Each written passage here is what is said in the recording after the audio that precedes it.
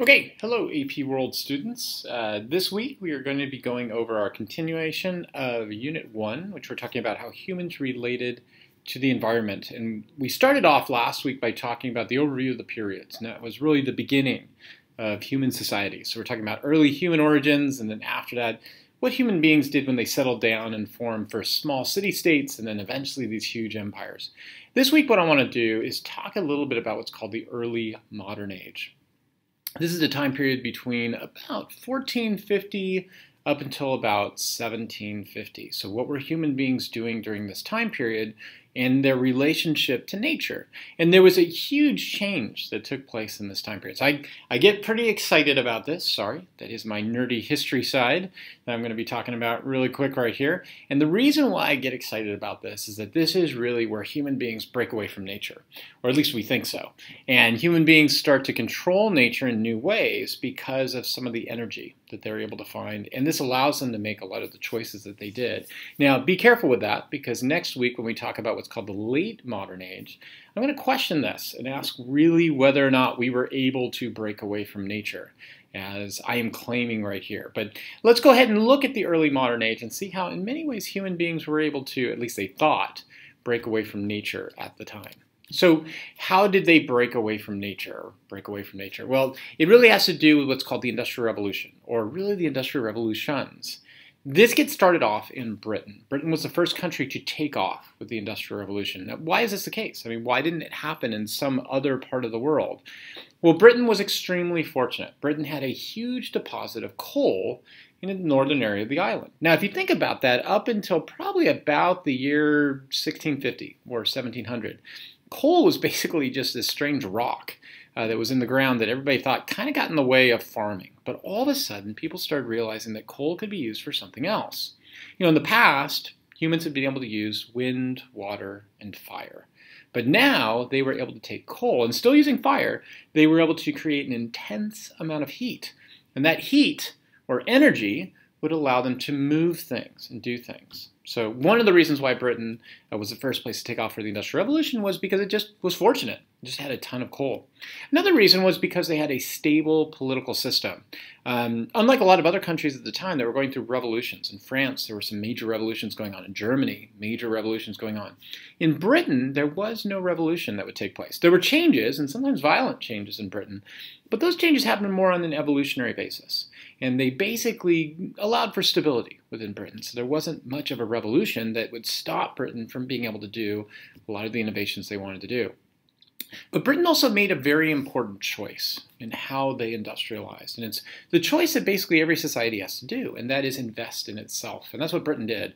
They created an internal system of railroad transportation, and that allowed them to transport not only coal, but also people from farmlands into cities, or what we call urbanization.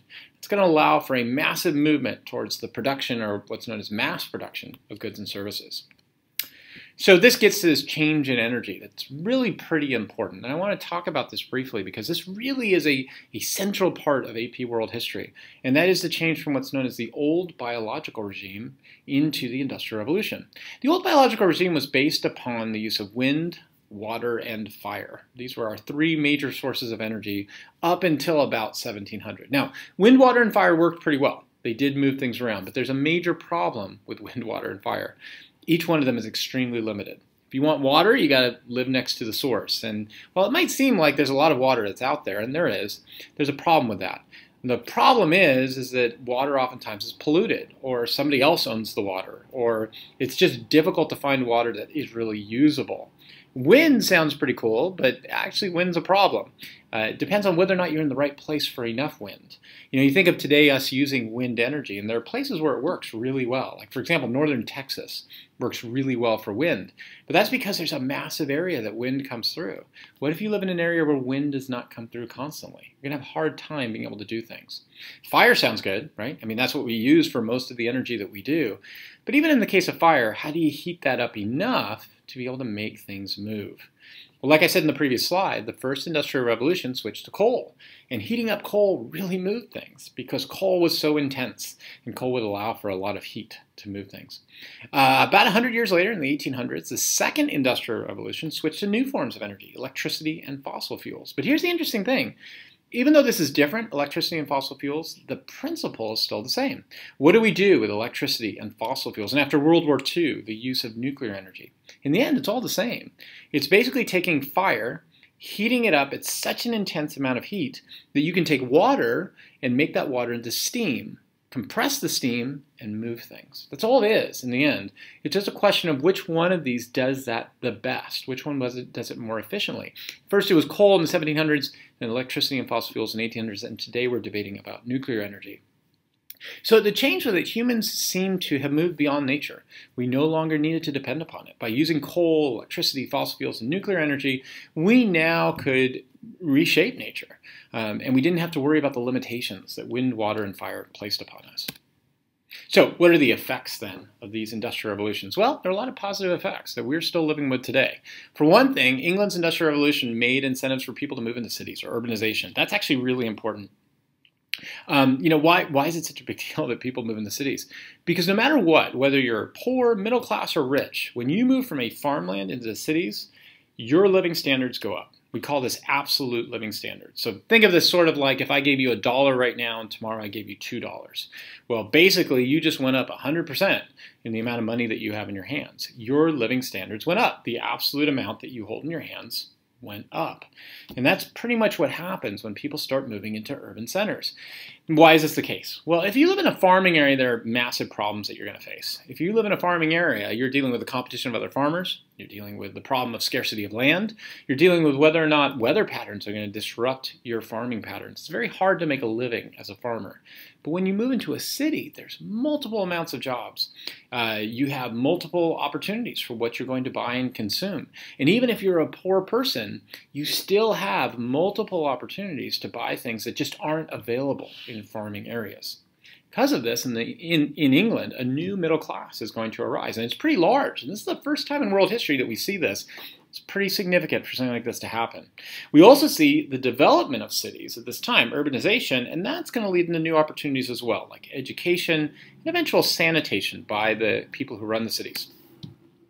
However, we know that there was also a lot of negatives that came out of the Industrial Revolution. In fact, many of them we are still dealing with today. And the biggest one is what's called relative poverty. So remember I said before, if you have $1 in your hand, I give you another $1. You went up in absolute terms, right? But what if I gave you $2, but the guy who owns your factory is making basically $10,000, $20,000, $60,000 a month?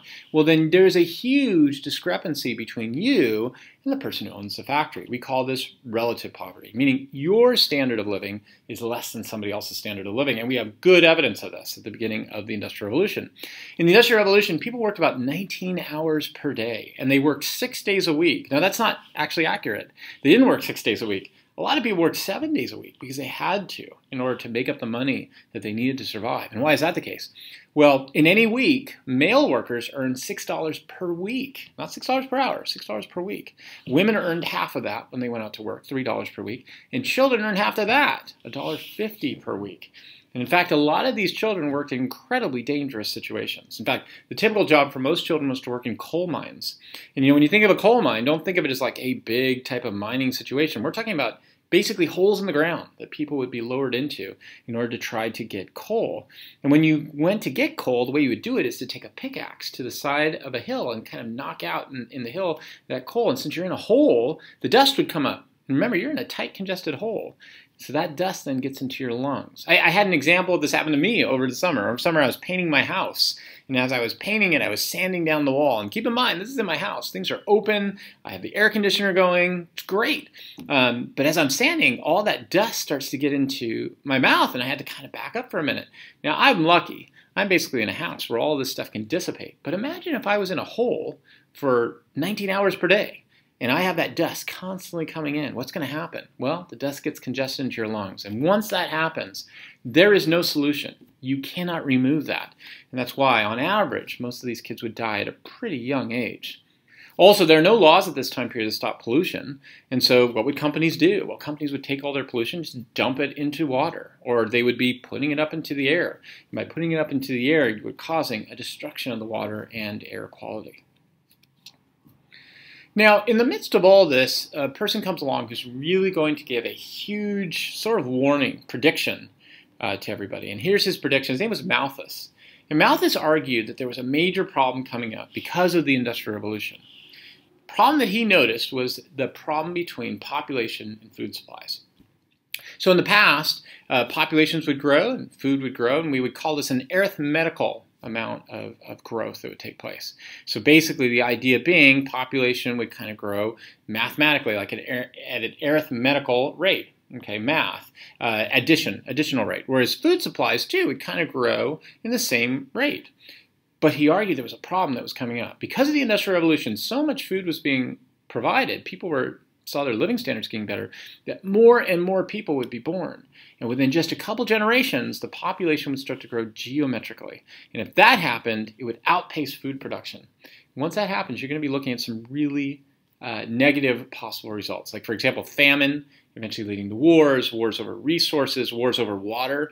He predicted that very soon human societies were going to face dire situations. Well, Malthus was wrong. We have not faced that problem. Granted, there are regions around the world that have overpopulation problems, but overall, we really haven't faced the problems that he claimed. And why is that the case? Well, new technologies. New technologies allowed food supplies to blossom and grow at huge rates. And this goes back to Industrial Revolution again, to energy. Also, people have curbed their fertility rates. As people have moved into urban centers all the time, this happens every single time. It doesn't matter who you are. Even traditional religious people who tend to have a lot of children because that's what their religion demands, when we see them move into urban centers, they start to curb their fertility rates. What we see over and over again is that the Industrial Revolution dramatically changes the way people do things in their technology, in their personal lives, in their family life, in what they do. A big part of this has to do with the rise of science. Now, I know you study science in your classes and it seems like, hey, that's for science class. What does that have to do with history? But actually, this is a massive change that happens for human beings. The scientific method provided what's called an empirical way to analyze problems. What does that mean? Well, in the past, a lot of the ways we would solve problems is through philosophy or theology. We would think about it and come up with abstract reasons. Science offered a method that said if you study things empirically, meaning if you look at your observations, you can start to figure out what the problems are and how to solve them. And this led into new studies of the biological world, such as in medicine. And I'll talk about that in the next slide. It also gave rise to new studies of human beings.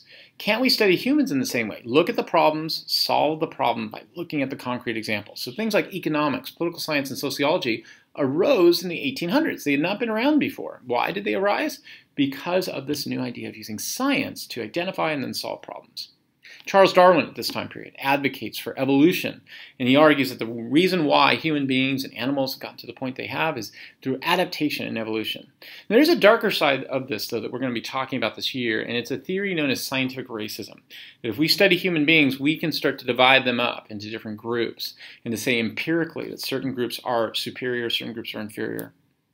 That leads into scientific racism. So I want to get back to medical advances, though, because science does give rise to a new type of medicine that's really important. In the past, medicine was based on what's known as the fluids theory. The fluids theory was a belief that human beings could be broken down into basically 4 fluids: blood, phlegm, black bile, and yellow bile. The idea was that if you were sick, it was because these fluids were out of balance. And we just needed to find a way to put them back into balance. And the typical way that was done was to take a sick person and to take a knife and to basically cut their wrists and allow for the fluids to flow out. And the idea was all the negative fluids would flow out and the person would come back into balance. You can imagine this did not work out so well for 2 reasons. 1, in most cases, not all, in most cases it was wrong. And 2, you were dehydrating the person who was sick. So it tended to lead to even more death. So medicine was not well revered until the late 1800s. Why? Because in the late 1800s, as people used science, and in the Industrial Revolution, they were trying to solve problems, it led to a discovery, what's called germ theory, that really what underlies our diseases are good germs and bad germs. There are good germs that we have to have, but there are also bad germs that we want to solve for. And that leads into the ability for medicine to then study those bad germs, come up with solutions. All of this led to an advance in medical science. And once that happened, you had higher life expectancies, and that gave rise then to hospitals and the creation of a professionalized medical class. Now, in the midst of all of this, we do see Europeans also using science to go out and do what we call imperialism, or conquer other areas. Why did they do this? Well, the major reason is to provide for raw resources. The Industrial Revolution demanded certain resources that could be used for efficient production of things like sugar, rubber, cotton, and fertilizer. Most of the areas that you could find these types of natural resources were in what we call today the developing world: Africa, India, Latin America, and Asia. So what Europeans would do is go out and conquer these areas, and then they would use those resources in order to further develop the Industrial Revolution. Now, why were Europeans successful at this? Well, you might be thinking, well, they always were, right? Not at all. Actually, all those areas I mentioned, Africa, India, Latin America, and Asia, we're going to find out this year, for 10,000 years, they were the dominant countries.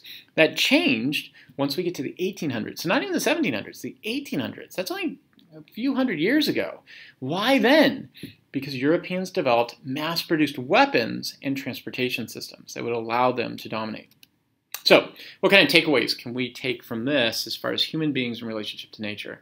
First, I want you to remember that humans changed from the reliance on old biological energy to control over new types of energy like fossil fuels, coal, and electricity.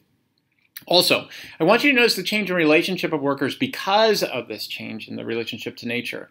So as energy was used, workers now move into urban centers and are used for mass production. And last up, what's really important is that how that then changed the global relationship between countries. As European powers used other countries to find raw resources, and then by mass producing weapons and transportation, they would be able to take over those countries and use that. Okay, so that's going to be really important. It will lead us into a transition for next week on what kind of problems that lead us off with once we get to the late modern period. Okay, I'll see you guys in class. Bye.